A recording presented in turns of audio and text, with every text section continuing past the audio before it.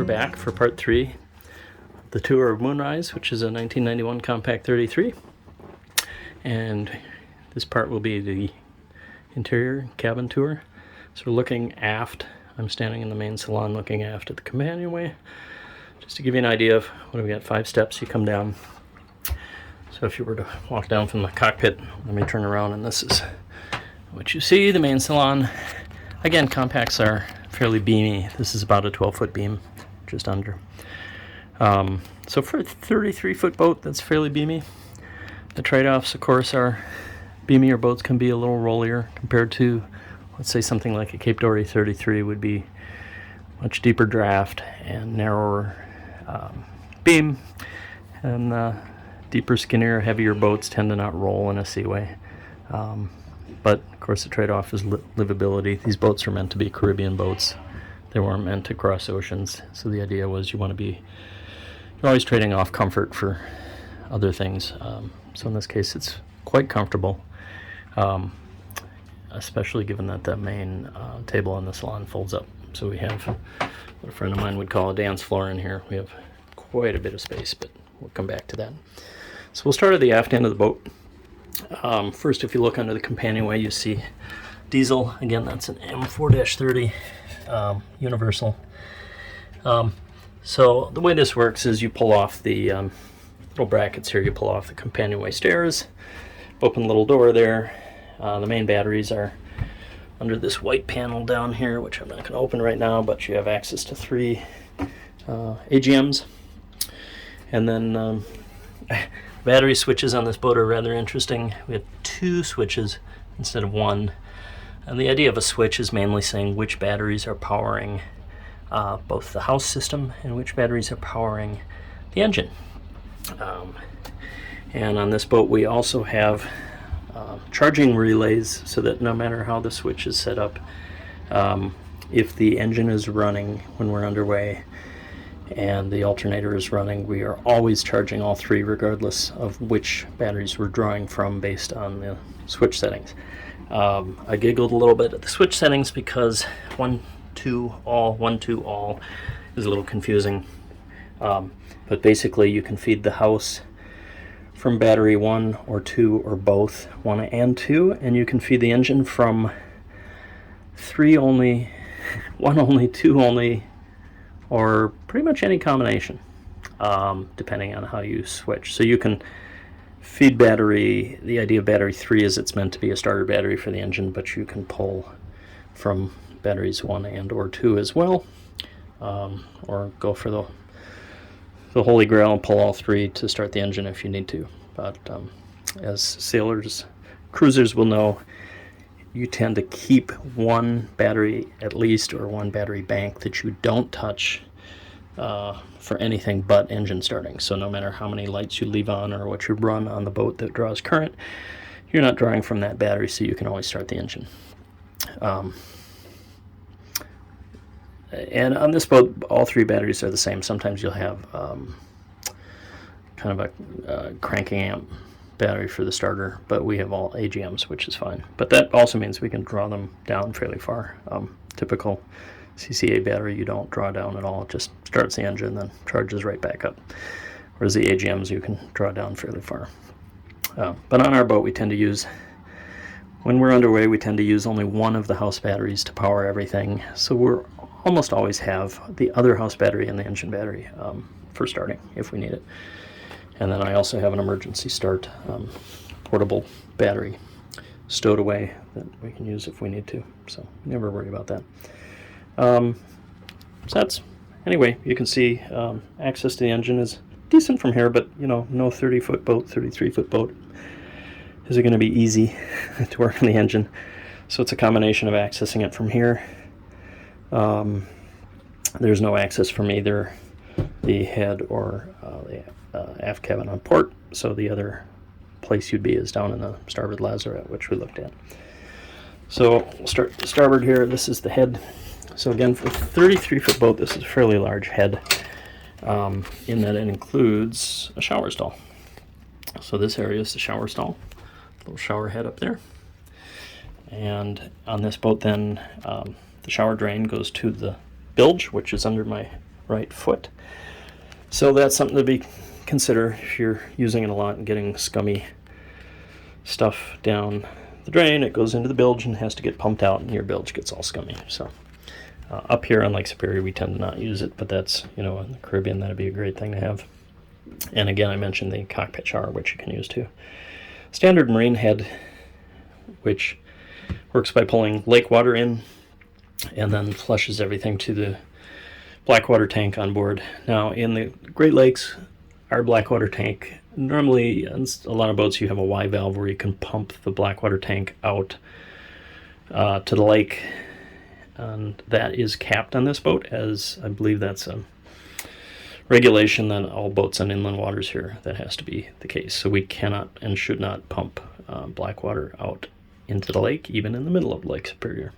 So we don't do that. It all goes into the blackwater, which of course the trade-off means that we only have 25-gallon blackwater tanks, so we need to get pumped out regularly, so we can't be off-grid for too long. And if we wanted to do that, we'd do a composting head in here, which would be a little more independent. A lot of people do that. That's a reasonable thing to do. We just haven't done it. Maybe do. Maybe will. Don't know. A lot of teak in here, which is nice, but it adds a little upkeep. Nice little medicine cabinet in there. Good amount of storage. So there's a lot of storage on this boat. But you do also quickly realize where there are spaces that aren't being utilized, like under this shower seat. That's all empty space that's used for cable runs and things. So if you're cruising for a long period of time, that'd be an upgrade. You put in a spinny hatch there and store stuff in there if you wanted to. But you also see there's a lot of details on this boat. The workmanship is nice. This is pretty grungy to look at in the head, but we've got the same non-stick surface on the floor of the head that you have on deck. I should have mentioned, and really gorgeous non-stick on deck, which is a great thing to have. But all the hardware too is really nice, brass hardware. Since I mentioned it, we'll look at the port lights. So we have total of 10 opening port lights, 3 on each side in the main cabin, 2 in the V-berth up forward, 1 in the head, 1 in the aft cabin. These are really nice. I call them Captain Nemo hatchets. We'll just open one. They're really heavy duty. Oh, and that's something to be aware of always. I'm going to take a quick break here to mop that. Well, how considerate it was of me to demonstrate something I was going to mention anyway. These are beautiful port lights. Gorgeous, heavy brass with real glass.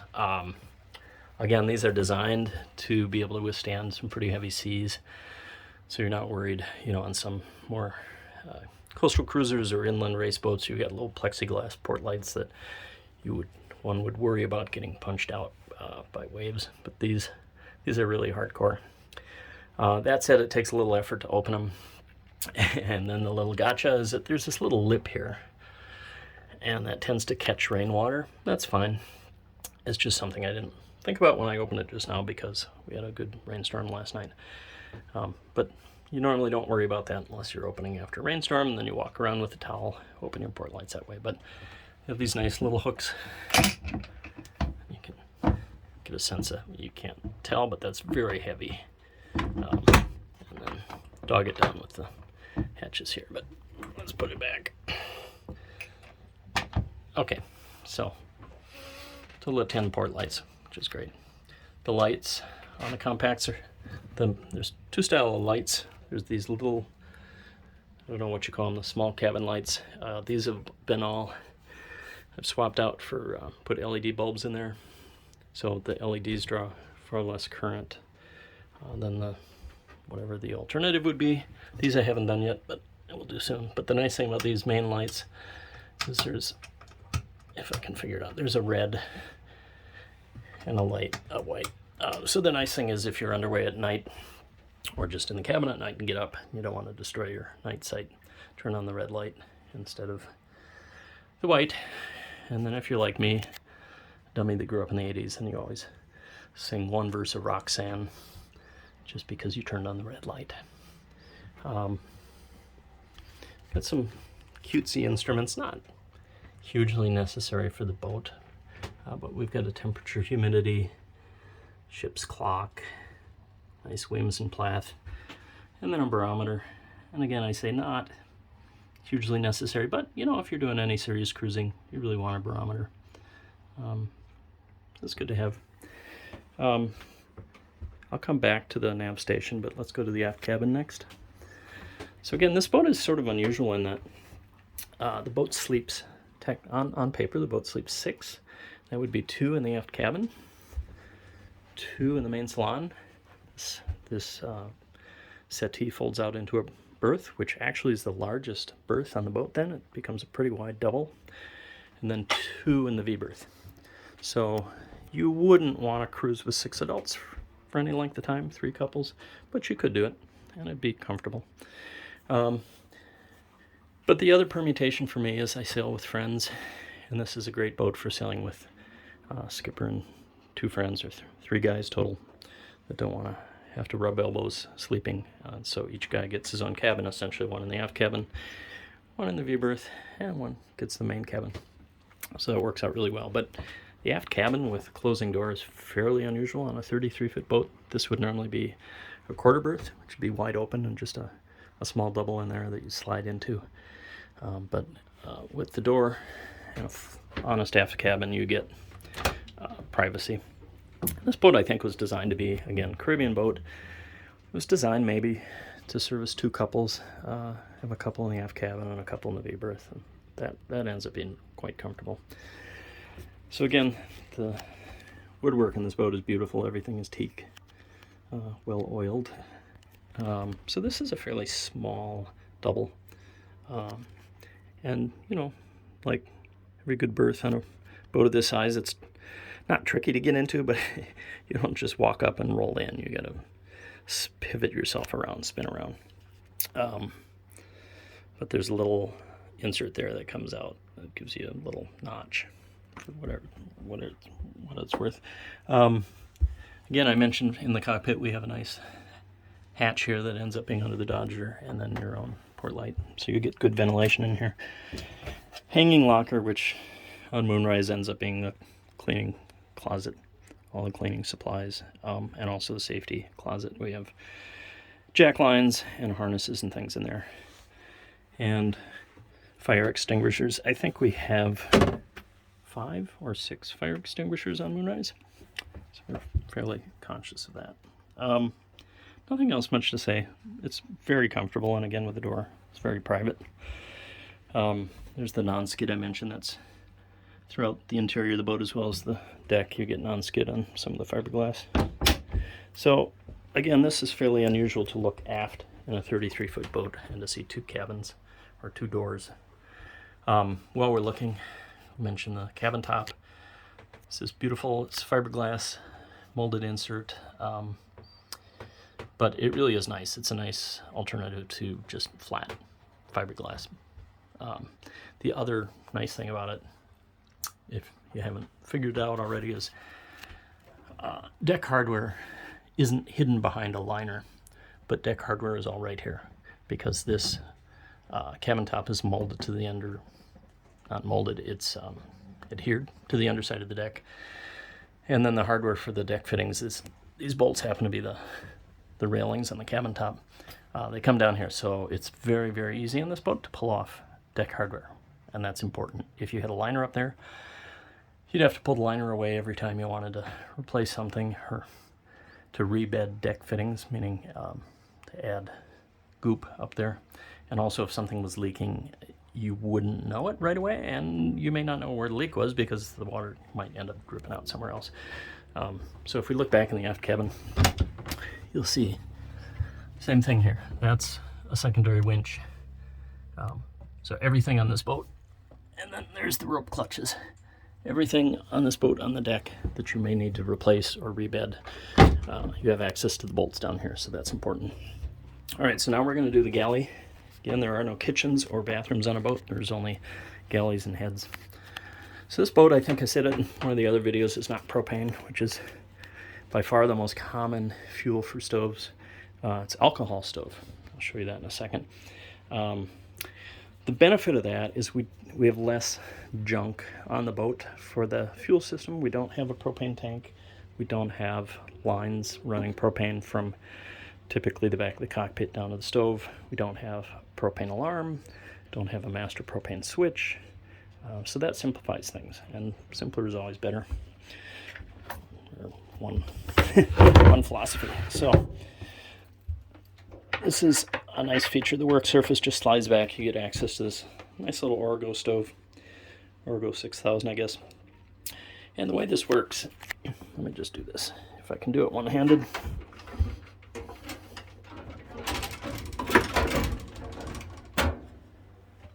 Okay, so the way the Orgo works is it's alcohol. These are just to keep things from evaporating.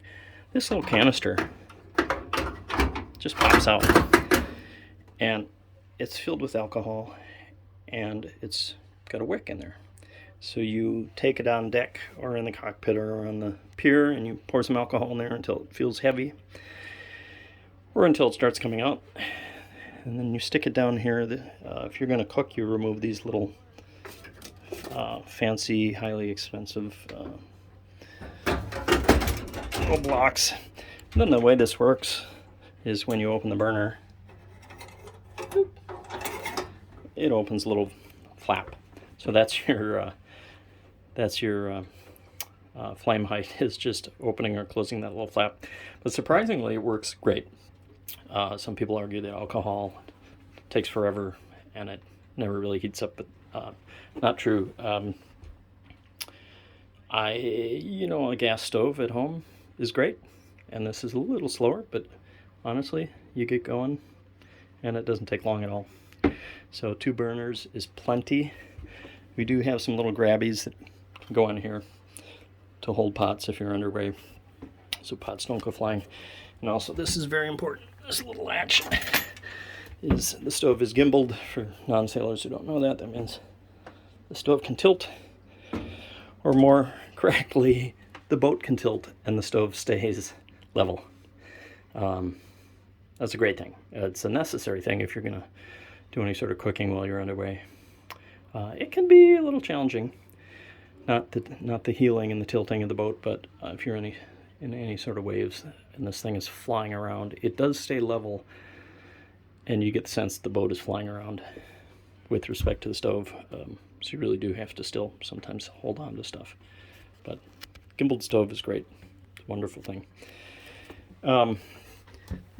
This lets me access, there's one more of those canisters that services the oven. And actually, it's a little baby oven. And again, whoops, I'm not even looking at it. Again, you wonder about alcohol, but I made something in the oven not too long ago, and I was pleasantly surprised that the oven quickly heated up to over 400 degrees. Now your control is admittedly a little bit coarse. Again, that's just opening a little flap for the canister down there below the oven. But surprisingly, you can heat this thing up to 425 degrees, 450 degrees with a little wick-based canister. It's amazing. So I'm a convert. Alcohol is great.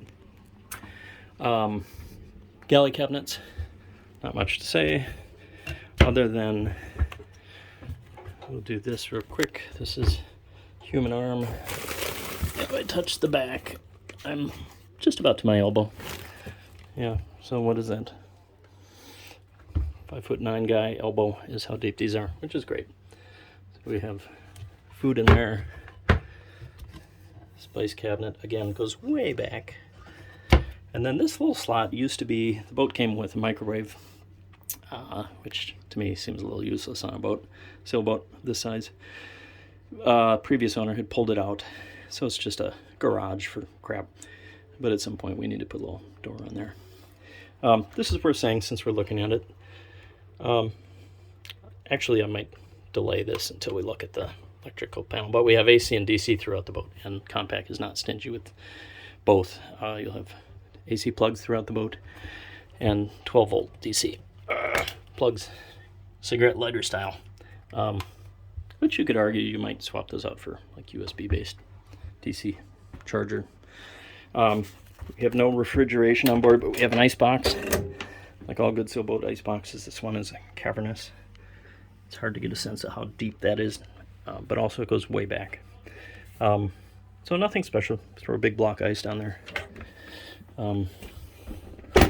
And this serves us well for weekend trips, 3-4 day trips. You get a big 10-pound block of ice down at the bottom and throw your meat down close to the ice and your other stuff up higher, and it makes it just fine. 2-barrel sink, which is great. The spray head that comes off.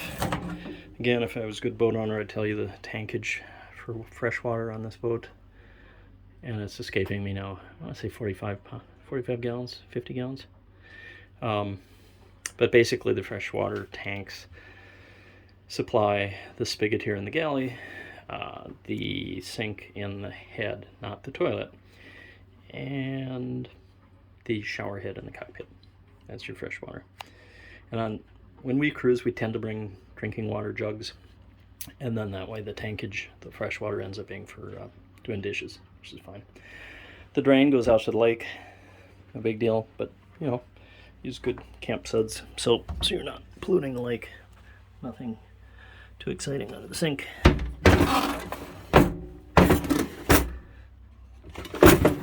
Drawers. Drawers are all, I forget the term, but there's a little notch there. So they sit down and then they can't obviously come flying open when your boat's pounding away, because you have to realize that this is your house, but you're going to take it out into 5 or 6 foot waves potentially. You're going to tip it over 35 degrees or so, and it's going to just bounce around. So everything, obviously when we're sailing, we'd stow all this, not have it out. But you just got to remember that on a boat, that everything is going to be flying around. So you stow everything, and that means that all the drawers and everything have to sort of guard against that. So we come to the chart table, one of the favorite features on the Com-Pac. Beautiful chart table. Actually has room for charts. Actually has charts.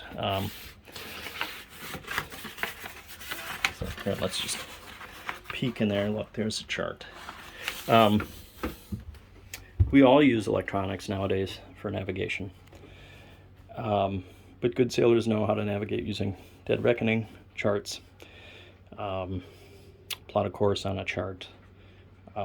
Any good sailor should know how to do that. And so what's beautiful on Moonrise is we actually carry charts. We actually have some chart books in the chart table, but we admittedly don't use them very often, but we can. And we can fold them out on the chart table and make use of them there. So some people argue that the day of charts is long gone. We're all electronic now with chart plotters and phones and tablets and whatnot, but a lot of sailors will tell you, nope, you need to be able to do navigation through charts and have charts. So it's great to have a traditional chart table where we can do that. Nothing too exciting in the, drawers and chart tables tend to be junk drawers. So we have that bottom drawer, which I won't open, is all safety stuff, which anybody that comes on the boat gets told about what's in there and what's it used for. Another big fire extinguisher, more than on-skid.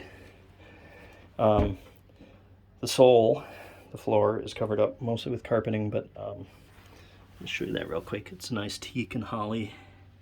Holly is the lighter color wood there. I'm not going to open the bilge. This is access to the bilge. There's also an access panel up there in the main salon. The bilge on this boat is rather shallow. Sort of going along with the shallow draft. But what that means is, the trade-off with the shallow bilge is stuff doesn't go down feet and feet. This bilge is only 7-8 inches deep and then flat bottomed. But what that means is pumping water out of a shallow bilge always means is when the pump goes dry, there's still a larger total volume of water in the boat because it's shallow and it's flat. That's fine. Let's take a look at the chart table real quick. The way this works, as in money boats, the seat serves double duty. You sit on the seat sideways to use the chart table. What I do is I just flip this cushion like this, and that's my booster seat. For me, that's perfect, and I can sit at the chart table all day. And I have worked here quite a bit. I have everything I need to sit at the chart table and work.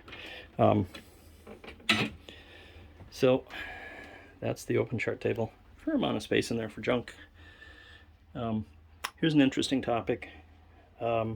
You might argue this, but on my boat, on Moonrise, We inventory absolutely every little thing on the boat and have a spreadsheet. The reason for that is, compared to your home, things are not visible. Things are in lockers, things are in drawers, things are sometimes deep and far back from reach. And when you need something, you don't want to spend half an hour trying to figure out where that bolt was that you know you have somewhere. So it's a little OCD, but we inventory absolutely everything, including everything in here. So I can quickly go to the spreadsheet and see where everything is if I need something. So that's the chart table. So now we'll talk about the electric panel. Like many boats, most boats, we have both AC and DC systems. So what that means is when we're in the marina, we're plugged into what's called shore power. We have AC power coming through a big yellow cable that's plugged into a post on the pier. And so that's our AC main. Right now is on because I'm plugged into shore. On Moonrise, that powers outlets, which are normal 110 volt house outlets.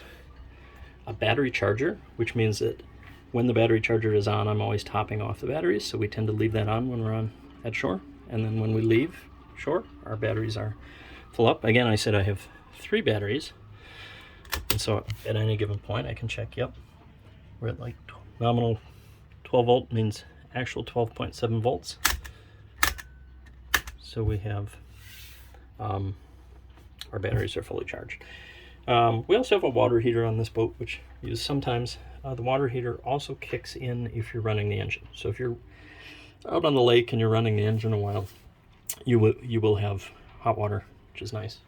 So I didn't mention that here at the sink, but we do have hot and cold running water, and that's what that is. So when we unplug AC power, we leave the dock. We unplug the main cord. We turn off AC main, so that means we have no outlets, we have no battery charger.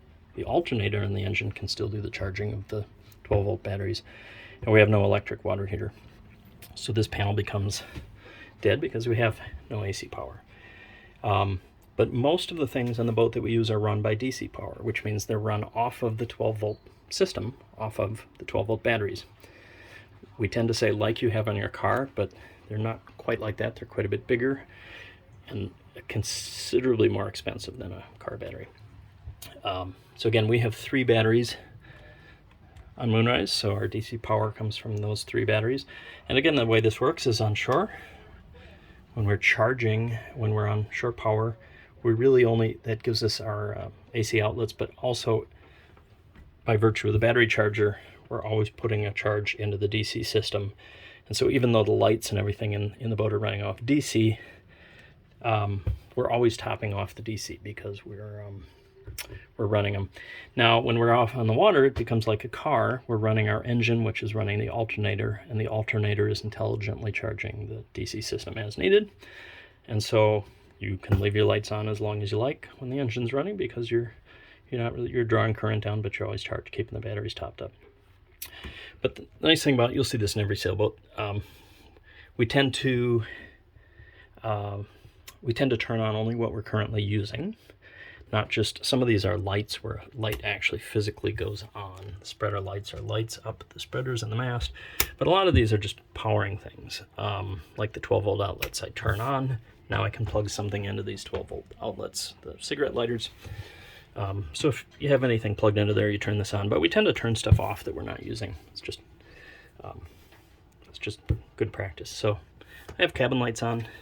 Nav lights if you're running at night, the red-green markers. Steaming light is on the front of the mast. It's part of navigation. Spreader lights are kind of an extra if you're working on deck. They shine down. That's really handy. Or if you're anchoring or docking at night, important.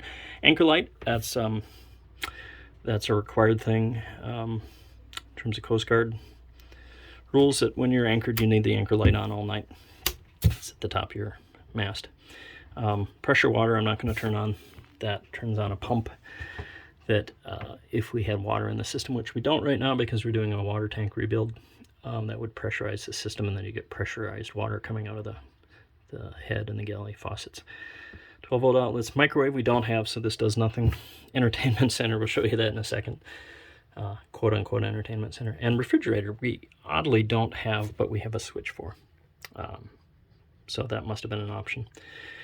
And then the unlabeled one is windlass, which is a high current, low voltage, 12 volt. Runs off 12 volt, but it draws a lot of current. Actually, I could mention that here. Down in here, that's our main, what's it say, 135 amp. That's our main breaker for the windlass. So when we're using the windlass, it's in that position, and then we throw the breaker to turn it off. And then our instruments, when you're sailing, autopilot, radar and GPS, and speed log, depth are the main instruments. So I guess these 4 switches, these are your main instruments, and the VHF, of course. That's that. We have a combo water and holding tank monitor, which neither end is hooked up right now, and I probably will remove that. I'm not going to show it because it's a pain to do one-handed, but these 2 little screw things unscrew, and this whole panel folds out, and you get access to all the wiring on the back of the electrical panel, which is super handy. And then this is, we looked at the Ray Marine instruments at the helm, and this is the indoor counterpoint to that. This is kind of handy. You can flip on instruments if you're sitting in anchor and see what the wind is doing. But again, this is fairly ancient, so that'll get replaced at some point. And we've got a lot of room here for, you know, we could have a secondary chart plotter screen down here if we wanted. Could also have it up here, in front of the nav station, chart table. So now let's talk a little bit about the main salon. Starboard side settee has 2 seats rather than a bench. So again, that's a trade-off. A bench would be nice because somebody could sleep there. But again, you know, we have plenty of berths for sleeping. We have 6 berths already. The nice thing about this is you get a place to put your dinner or your drink or whatever, and you can sit here and read a book. Storage under everything, which I won't open. So there's voluminous storage on Moonrise everywhere. And then some nice, that's our electronics drawer. Nice drawers. Now we come to the entertainment center. State-of-the-art, late 80s entertainment, all DC based. I've never seen a DC VHS player until I saw this one.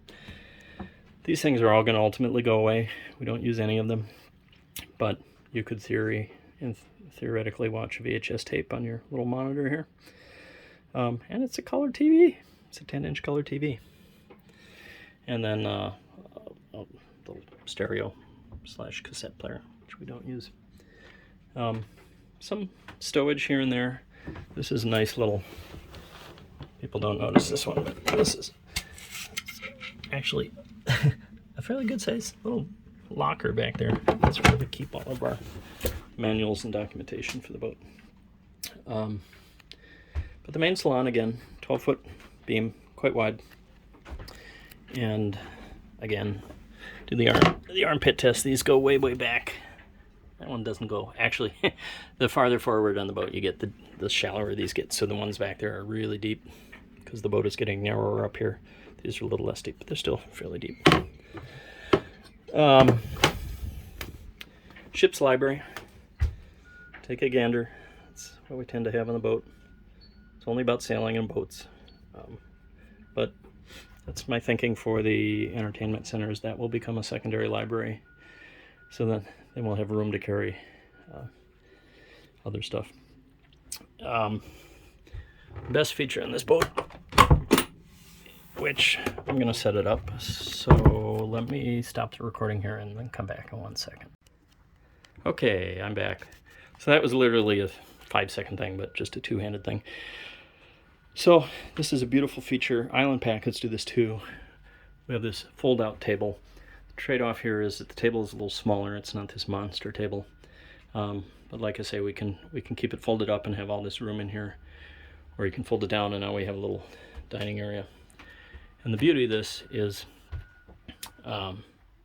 storage for serving. This is where we keep plates, bowls, mugs, all that good sort of stuff.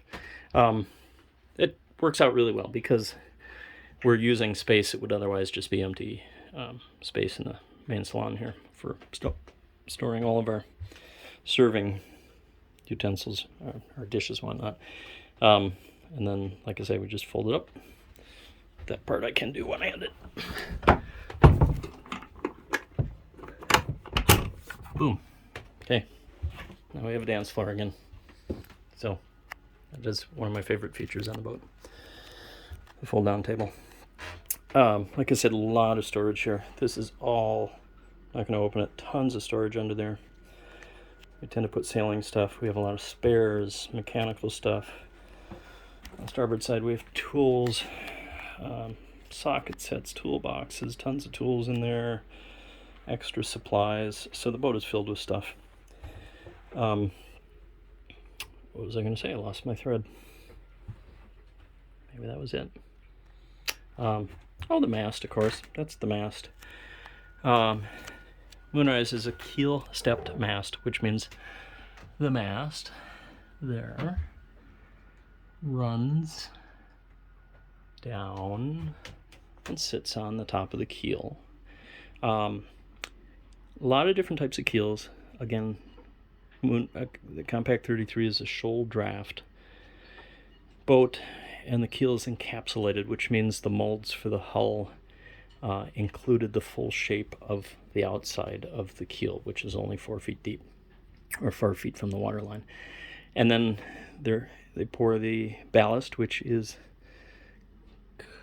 why do I not know this? Concrete, I believe, in the case of this boat, and then fiberglass over the top of it. So the ballast is fully enclosed, and the keel is a part of the boat. It's not attached to the boat. So there's no way that the keel on this boat can come off.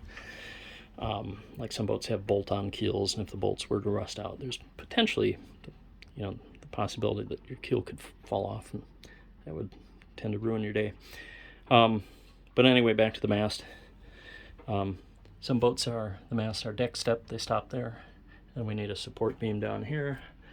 And then some boats are keel stepped, and there's trade-offs, which I won't go into. But anyway, we like being keel stepped. If you're in the marina and you hear halyards slapping and you wonder if it's you, just put your fingers on the mast and you can feel, oh, yep, it's not me. Stuff isn't slapping. Otherwise, I'd feel it here. All right. You're getting tired of me, but the final step of the tour is the V-berth. Which again, with all this, it's hard to see. There's a pile of shoes. The V-berth is good sized. I forget the length of these berths. But on this boat, the water tank is underneath that. So the water tank takes up most of the space under the V-berth. And that's the part that we're doing a project with, that, replacing the top of the tank right now. And then we fill it from on deck. There was a fill plate up there. Leads to a tube that goes down into the tank here. But if we step in here, got a nice little seat. And then port side, some nice drawers. These are called fiddles. Keep stuff from flying around. Again, I can have stuff up here, and when we roll around, it's not going to go anywhere. Long fiddled shelves the whole length of the V-berth, which is great. And then on starboard side, if we close the door, we have another hanging locker, which I won't open, but that's kind of where we keep PFDs and whatnot, or harnesses. So again, everything needs to be latched. Okay, I have a bulb out. Yeah. The other thing, the previous owner replaced all the cushions, so these are really giant, thick cushions. I'll get my hand in there. So the V-berth ends up being very comfortable. These cushions are super thick, super comfy. And then up there is the chain locker, so that little door that's bulging open because of the 350 feet of road right now. If you were to open the door, you'd see a pile of chain and a pile of rope. So that's access to the chain locker. So the windlass feeds the chain and the rope down into the chain locker, and it just makes a big pile there. And if it were to get jammed or tangled or something, you climb down here and reach in there and try to figure it out. But again, I've mentioned this before, but there's a lot of good ventilation in this boat. There's a full-size hatch in the V-berth. Again, this beautiful cabin top, and then 2 port lights in here. And maybe to conclude our tour, conclude it with a powerboat. That's Lake Superior out there. So we're in Port Superior Marina, just south of Bayfield, Wisconsin, on Lake Superior. This is the view you get when waking up in the morning. And again, this is a 1991 Com-Pac 33 by name of Moonrise, hull number 2. And thank you for joining me for the grand tour. Talk to you later.